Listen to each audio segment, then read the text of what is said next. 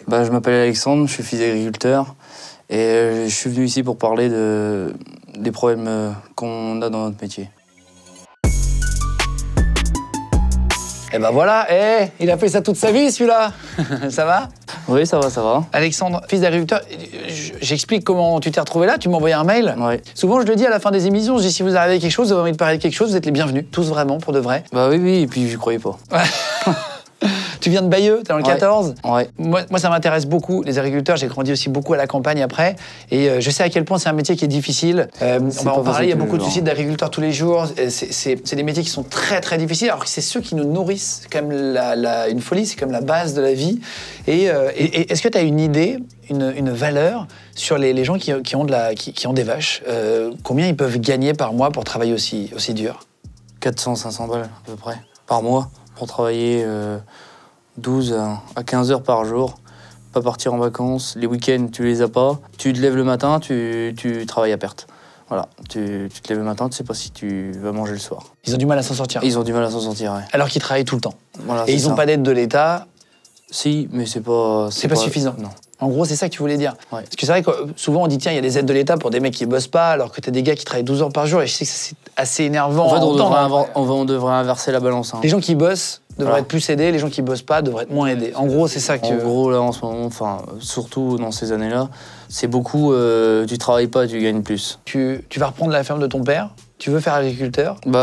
J'espère bien, ouais. Et ton père est d'accord, enfin, aurait envie que tu fasses agriculteur? Non. Non, il est pas trop pour, mais bon, de toute façon, il n'aura pas le choix. Hein. Et c'est hyper dur comme métier, mais je pense que beaucoup de gens ne se rendent pas compte à quel point c'est difficile. Non. Et non pas par, du fait qu'ils n'aient pas envie de s'intéresser, mais juste parfois on ne connaît pas tous les métiers. Non, tu vois, pas du tout. On va chercher sa bouteille de lait, on la boit, tu vois, on se pose pas trop la question comment a été élevée la vache, comment, tu vois. Moi, j'allais acheter du lait, moi, à la ferme d'à côté, dans des bouteilles, d'évian, genre vide, ils nous mettaient du lait et tout. Et en fait, du lait, pour vous sachiez, c'est pas du tout le lait que vous avez en bouteille. Quand tu achètes à la ferme, il est 20 fois meilleur. Ah ouais, il est naturel, il n'y a pas d'additif, il n'y a rien. Non, mais en fait, c'est même pas... En fait, quand tu bois du lait en bouteille, t'as l'impression de boire de l'eau quasiment. Alors, en fait, il n'y a plus de goût, quoi. Alors que quand tu bois du lait de la ferme et tout, déjà, t'es obligé de le faire bouillir à la casserole. Ouais, sinon, les gens ne savent pas. Et t'as une espèce de crème dessus que t'enlèves à la cuillère, c'est le meilleur. Moi, c'est un de mes trucs préférés ever, quoi. C'est incroyable. Le seul souci, c'est que même les gens de nos campagnes ne se rendent pas compte. Même il y en a qui s'en rendent même pas compte. Hein. Ah ouais? Ouais. Je vois quand on est sur la route, on fait chier tout le monde, hein, que ce soit les gens de la ville, les gens de la campagne. Et finalement, t'es bien content d'avoir du pain sur ta table ou de la viande dans ton assiette. Parce que quand tu fais chier tout le monde, c'est avec le tracteur, c'est ça? Ouais. Parce que tu roules doucement? 50, 60. Ouais, c'est ça. Et ton père, il gère. À l'époque, vous aviez des vaches. Là, vous avez changé, mais vous avez eu des vaches laitières? Mon père a eu des vaches laitières avec 2 associés. Ça a été plus vivable et il était jamais à la maison. Mes parents avaient des soucis d'argent. En fait, les gens qui ont des vaches ne se rendent pas compte, mais tu peux pas partir en vacances. Non. Pendant combien de temps ton père a eu des vaches?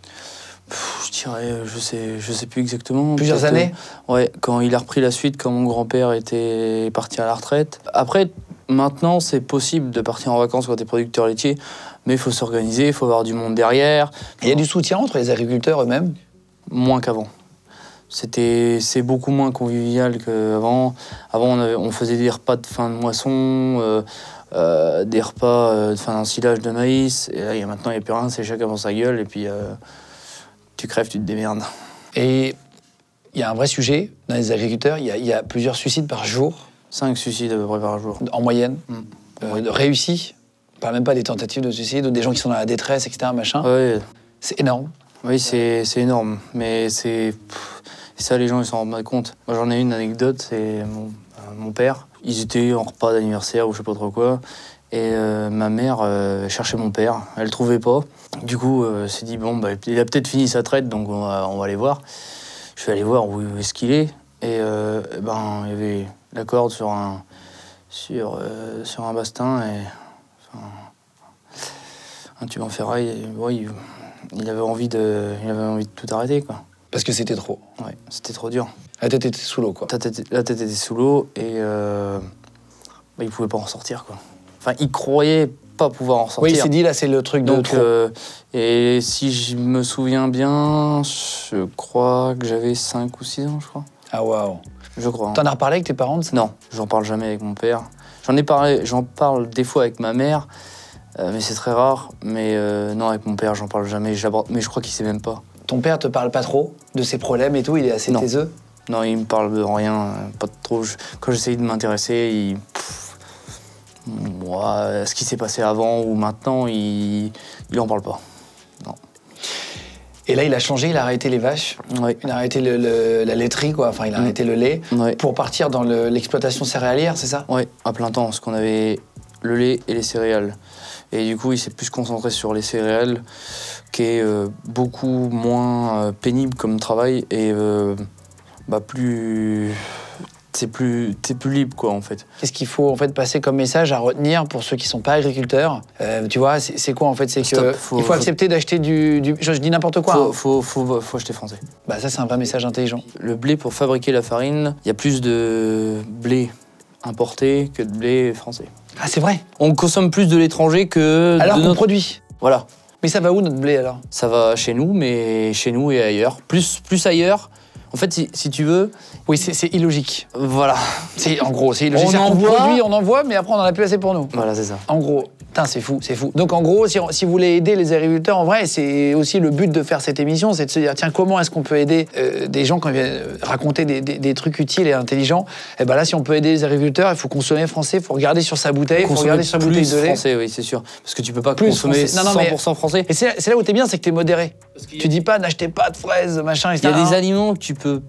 pas faire. Tu peux pas... On n'aura pas de mangue. Non. Enfin, je te dis ça. Si toi, je te dis une connerie, t'aimes les oranges, bah, tu veux en faire en France, bah, tu n'en trouveras jamais. Si t'avais un message à passer au gouvernement, imaginons. Non, mais tu parlais à quelqu'un d'un ministère de l'Agriculture. Faites quelque chose, quoi. Bougez, enfin, réveillez-vous, parce que là, il y en a plein qui sont en détresse, et puis ils ont les yeux bandés, hein, ils voient pas le problème, hein, ils voient le problème là où il y est pas, en fait. Est-ce que manger bio, c'est bien? Non.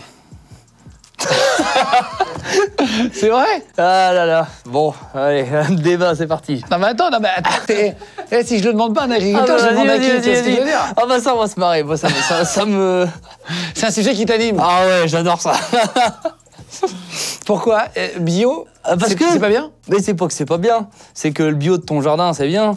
Mais tu veux nourrir toute la France, bah fais bio, tu vas voir, tu vas crever de faim. Ah, c'est vrai? Ah bah oui. Parce que bio, ça veut dire quoi concrètement?